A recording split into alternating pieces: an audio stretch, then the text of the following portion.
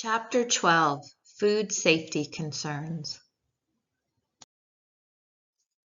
This chapter talks about food safety concerns and protecting our food supply. And I want you to be aware of a couple of government agencies that help to regulate and make sure that our foods are distributed properly and that they are safe during production. One of the government agencies you're already familiar with, that's the FDA, the Food and Drug Administration, and their primary goal or what they do is that they oversee the safety of most foods that are here in the United States, and they establish the standards of those foods. The FSIS is the Food Safety and Inspection Services. This is another agency that strictly focuses on domestic and imported meats and poultry products. And that is from the time that the animal is slaughtered, in the processing plants, and how they're packaged and processed, and all those different components. And then finally, the EPA is the Environmental Protection Agency, and they are the government agency that oversees the quality of our drinking water and our water systems. When we talk about food safety, our goal is to prevent any disease-causing microorganisms to enter our food. The other term for that is pathogens. If pathogens fall into different foods, we can develop an illness from those. So hence the name foodborne illness. So this is caused by consuming a disease-causing agent in foods or water. We have over 250 different foodborne illnesses. The most common are in the bacterial and virus form. The most common cause of foodborne illness in the United States comes from a virus called novovirus. Symptoms that are experienced with this foodborne illness: stomach pain, cramping, diarrhea, vomiting, really the same symptoms that you might experience if you thought you had the stomach flu. So you might ask yourself, have I ever had a foodborne illness? Well, you may have had these symptoms before and thought it was the stomach flu, but it possibly could have been from a food that you consumed. The most common routes of transmission, how these pathogens get into our body, are the three that are listed here. Probably first and foremost is personal poor hygiene.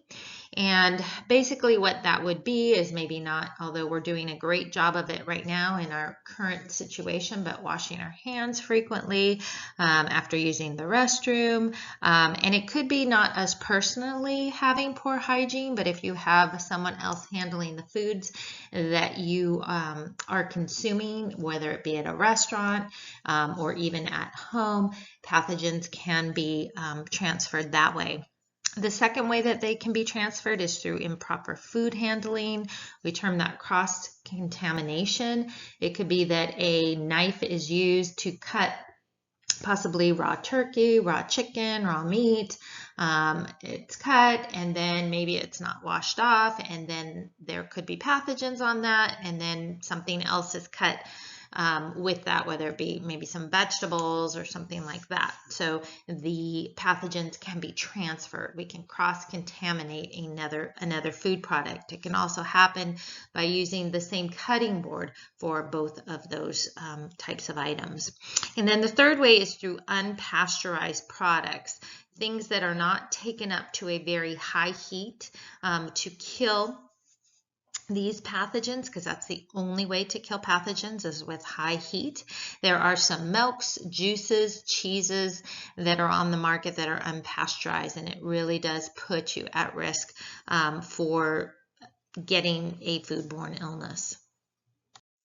What are the foods that are at the highest risk of having pathogen growth? Our high-risk foods are foods that are in a warm or moist environment. Also, primarily that would be protein-rich foods such as meats and chickens and those kinds of things. In your textbook, there are a couple of tables that will list the most common type of pathogens, whether it be bacteria or viruses, that are are out there in your food, so you may want to reference those. I did list some here. You've probably heard some of these terms: Salmonella, E. coli, and you can see that majority of them certainly are in protein-rich foods, but we also see that produce can fall victim to some of these bacteria as well. What I really like about this chapter in your textbook is it really gives you some practical information and tips in terms of preventing foodborne illness from the very beginning, from when you purchase the foods to when you bring them to your home, when you're preparing them, and when you're serving them. So this slide just will go over some of the key recommendations actually when you are first purchasing your foods. For example, the first one listed, why do we always open the egg carton and look at the eggs before we purchase them? That is because we don't want any of them to be cracked. When they're cracked, there's the opportunity that the temperature can change in there, moisture can develop, oxygen can flow in there, which are all environments that produce this pathogen growth. I had already talked about the pasteurized products. Most milk that you buy at the grocery store is pasteurized, and it will say that right on the carton. But there are a lot of juices that are kind of hand mixed, so to speak, or blended. I'm always very leery of some of the juicing places that are available in town, because again, this pasteurization does not occur because those different vegetables and fruits are being just blended right there for you to consume. You also don't want to buy any dented or bulging containers. Containers bulge if there is possibly a pathogen that will let off some kind of acid in there, and so that is not a good thing that we want and could lead to foodborne illness. Always look at the best buy dates on packaged perishable foods like milk. I also recommend it for even your dry products like spices and things like that. There are dates on there for a reason, and there's usually a safety factor in those dates. So it gives you a little bit of extra time, but you want to make sure you're not keeping spices on your shelf for 3 years, which I have fallen victim to before. Also, I had mentioned cutting boards in the past with cross-contamination, so making sure you have separate cutting boards or that you are sanitizing and cleaning them thoroughly in between times. Hot soapy water is going to be your best bet. Throwing them in the dishwasher is another good way to do it. It's not necessary to use bleach and things like that. It is high temperature that kills pathogens, and that is the only thing that kills pathogens. Here are a few food preparation recommendations. I really like this saying, when in doubt, throw it out. If you have fallen victim to having a lot of leftovers in your refrigerator, if you haven't put a date on them, usually leftovers 2 or 3 days, that's probably your best bet. But if it's, starting to change color or grow something on it, certainly you want to throw it out. And I will tell you that smelling a food will not tell you if it is okay to consume. Many of these pathogens do not have an odor in them or associated with them, so you still could be consuming pathogens even though it smells fine. So your nose is not your friend when it comes to pathogens. If you are going to defrost something from the freezer, if you thaw that product out, you don't want to, and then decide you're not going to use it, you do not want to refreeze it. Once it's come down to a temperature, more of a room temperature, you do not want to refreeze it. We will find out in a couple of slides that our danger zone of pathogen growth, room temperature falls right in there. So really your best bet for defrosting is to actually take the product out, if you can, the day before, put it in your refrigerator to come down in temperature, and then utilize it. We really don't want to put something on the counter, and I know that that's old school and lots of families do that, but you do have the chance of pathogen growth if that does occur. If you find that you have gone the proper way and gone through the refrigerator and it's still not completely defrosted and you need to defrost it more, your best bet then would be to go to the microwave, not putting it under hot water or anything like that. If you marinate food, let's say you're marinating some chicken or steak that you're going to put on the barbecue, again, make sure you keep that in the refrigerator until you are going to cook it. After you cook it, though, that marinade that was on the raw foods, you want to discard that because there could be, you had raw meat in there. You could have pathogen growth in there. And lastly, to refrigerate leftovers within 1 to 2 hours. Hot foods do not have to come to room temperature before you put them in the refrigerator. So even if you're making a pot of soup, you've had your soup, it's still hot, you're putting it in small containers, you put it in the refrigerator, it can cool down there. Again, you are staying out of what we call the danger zone where pathogen growth can occur. So proper temperature is the key to prevent pathogen growth. I've mentioned this danger zone, and that is 40 to 140 degrees Fahrenheit. We don't want foods to be in that range. It makes them more susceptible. So if we are cooking foods, we want to make sure that we are cooking and serving them at a higher range than that 40 to 140. We don't want to serve it at 140. We know that at 165 degrees Fahrenheit, we are killing, that's a high heat. We're destroying those viruses and bacteria. The best way to know if you're getting that, high temperature is using a thermometer in the kitchen, and not everyone does that. But you want to make sure that your meats are cooked very thoroughly. The pink or real reddish type of meat, you're probably more at risk of being not in the danger zone. If you are chilling food, so let's say you had a pound of meat that you were going to cook. It had been a couple days, you never got around to cooking it, so you decided, okay, well, I'm going to freeze it. If the meat had stayed too long, at a temperature that could have promoted pathogen growth, just by throwing it in the freezer for later use, all it's going to do is kind of freeze that bacteria or those pathogens. But as soon as it's defrosted, those pathogens will come back to life. So chilling does not get rid of pathogens. You want to make sure that your refrigerator is under 41 degrees Fahrenheit. You want to keep it as cold as you possibly can without, freezing the products in it or getting water drops on your lettuce.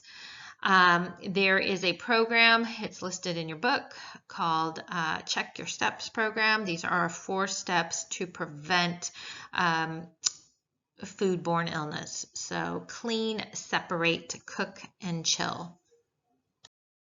There are 3 food preservation methods that are listed in your textbook as well. Basically, they are to help extend shelf life of food and keep them safe. We've already talked about the first one, which is high heating or pasteurization. That high heat will kill or deactivate possible microbes or pathogens that could result in food spoilage, leading to foodborne illnesses. Again, the types of foods that are pasteurized in our food supply typically are milk, fruit juices, those types of items. We also can pasteurize at home. This is usually done with canning, home canning. If you make tomato sauce or you bottle some jelly or something like that, those fruits or vegetables have to be cooked at a very high heat before they are put in glass containers and canned and sealed. So there's definitely protocol there, and that prevents against botulism, which is a foodborne illness that we mentioned a little bit when we talked about infants and recommending that they not consume honey before the age of 1 because they didn't have the GI tract to handle that, the botulinum spores that can lead to this foodborne illness. The second one listed here is fermentation. This is a technique in where a bacteria or a yeast is added to a food. That bacteria or yeast will actually produce acids that will interfere with any unwanted pathogens. This is a common procedure in some alcohols like wine, but also foods listed here: yogurt, cheese, soy sauce, pickles.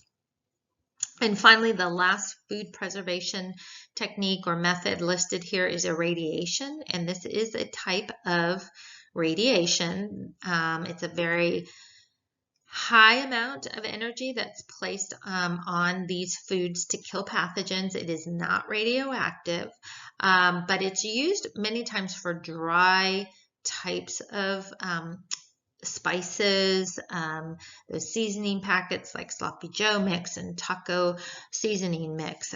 They will have this. Again, it preserves or prevents pathogen growth.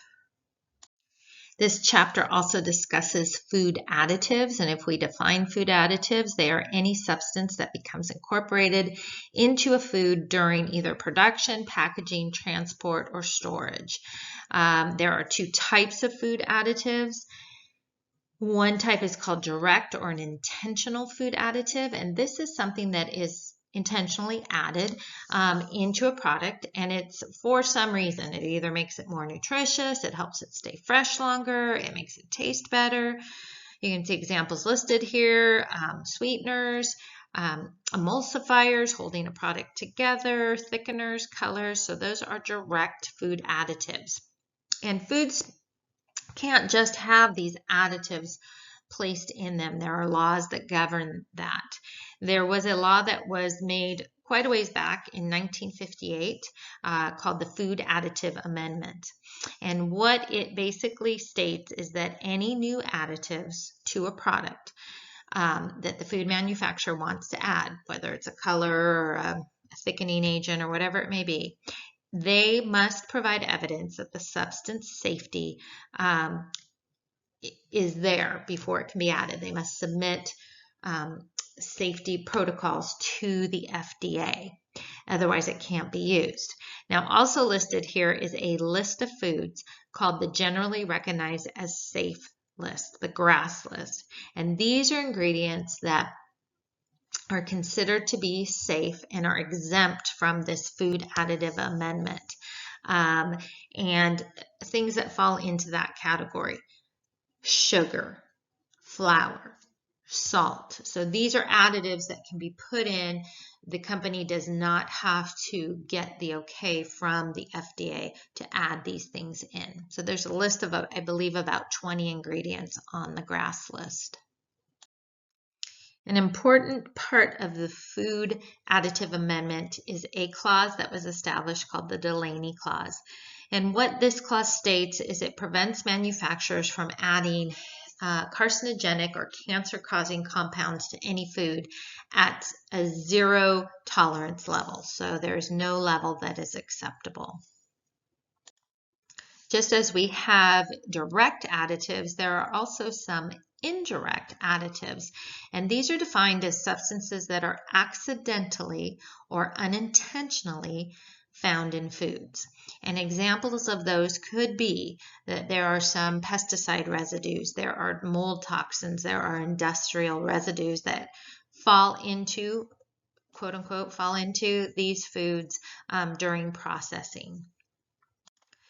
The important thing to note about this is the Food Additive Amendment that we just talked about that falls under the jurisdiction of the FDA. Remember, the FDA looks at direct food additives, but the FDA cannot ban any of these substances or have legalities against these substances being in foods because the FDA does not regulate indirect food additives. It is actually the EPA, or the Environmental Protection Agency, that regulates the use of these pesticides or these unintentional food additives.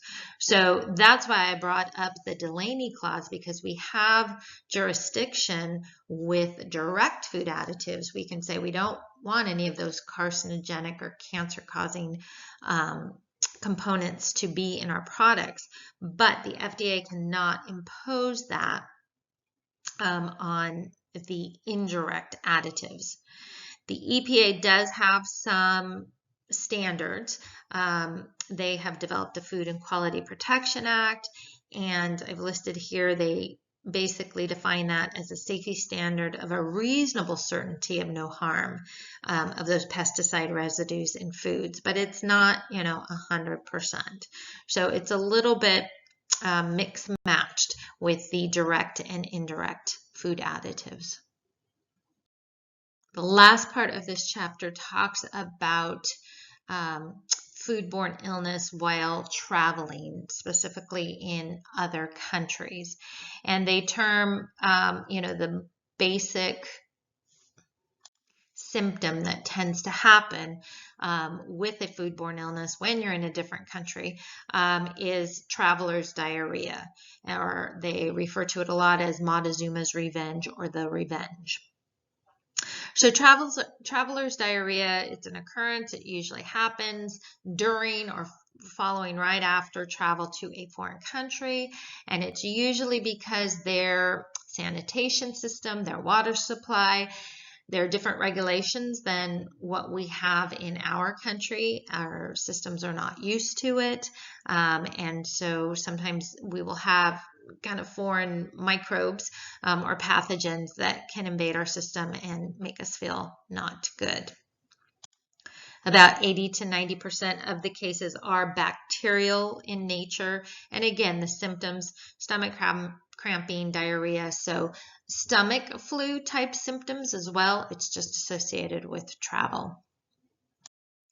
How can we reduce the risk of traveler's diarrhea if you are going to be traveling out of the country? One of the first recommendations is to carry hand sanitizer. I think that all of us are probably doing that now, so that's probably a no-brainer. But it also gives some other recommendations here in terms of avoiding consuming food or beverages purchased from maybe street vendors, people on the streets. They may not keep their foods at the right temperatures. They could be in that danger zone. So it's better to, err on the side of caution. Also avoiding water or ice from maybe restaurants or things of that nature. Again, using bottled water, you have a better chance of having a higher standard in terms of how that water is bottled, what they do for that. Use that bottled water to wash hands, brush teeth, take your medication.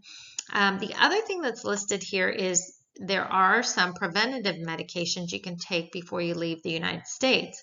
And believe it or not, Pepto-Bismol, the active ingredient in that, which is listed there, if you take that 2 or 3 days prior to leaving, it actually is like a coating of the stomach, and it can help to prevent that pathogen growth and cause some of these symptoms. This last slide here is a visual poster that I actually got off the Center for Disease Control website, the CDC, and it gives some nice visual pictures. If you take a look at this on the left-hand side, these are foods that would be recommended to consume when you are out of the country. You have a less chance of disease development with some of these things. On the right-hand side, you need to be a little bit more careful. This is where pathogen growth can can happen. You can see on the left side, there's bottled water, bottled sodas, canned tuna, so canned items, whole fruits, whole vegetables. I would certainly wash them with your bottled water versus, washing them. Things like bananas, they have a peel, so you can take the peel off and that wouldn't be a problem. On the right-hand side, you'll see a lot of the fresh fruits and vegetables. Kind of be leery about some of those.